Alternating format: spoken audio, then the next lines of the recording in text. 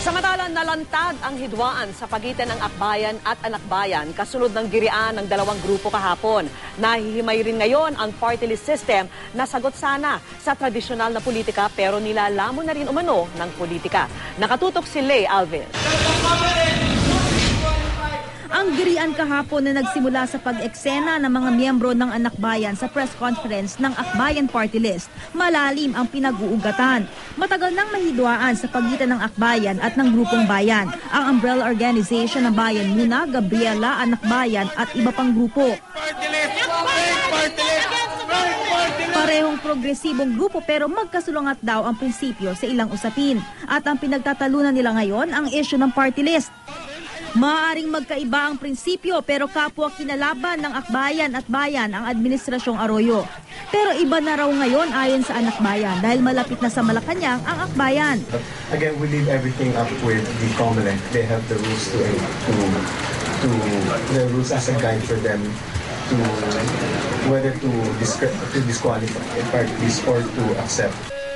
Nasa administration slate si dating Akbayan Representative Risa Ontiveros Barakel. Siyam na miyembro ng Akbayan ng inappointee Pangulong Noynoy Aquino sa mga pwesto sa gobyerno. Hindi pa pwede at hindi pa pwedeng sabihin na marginalized and underrepresented sila kung ang kanilang mga presidente, mga opisyal, puros nasa palasyo. So lahat ng mga sinasabi nila na kesyo nakaupo na daw sa gobyerno ang mga ibang mga miyembro namin, etc. Dahil hindi na kami pwedeng mag-participate sa party list, completely mali yun. O hindi pinagbabawal ng party list law na ang mga grupo na merong appointees ay maupo o mag-participate sa party list. Kailangan lang ma-establish na yung mga grupong ito ay kumakatawan sa marginalized. Ayon kay Dean Edna Co ng National College of Public Administration and Governance ng UP na nagsagawa ng malalimang pag-aaral sa party list system, may punto ang mga batikos sa Akbayan. Subalit ang problema ko lang ay dahil nga over the years ay nagkaroon na ng isang malaking power at sufficiently represented naman sila sa ating sa administration.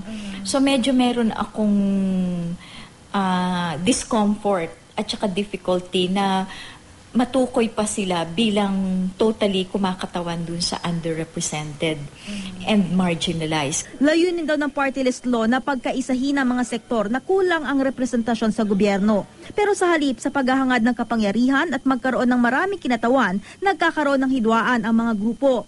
Malinaw ayon kay Dean Co na ang mga party list ng bayan nais din ng mas maraming representasyon sa Kongreso.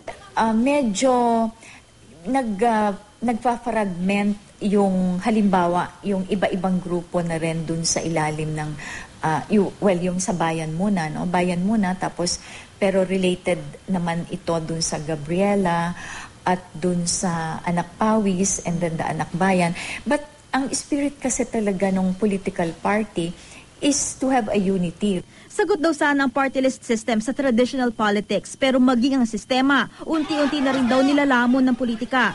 Lay Alves, Nakatutok, 24 Oras.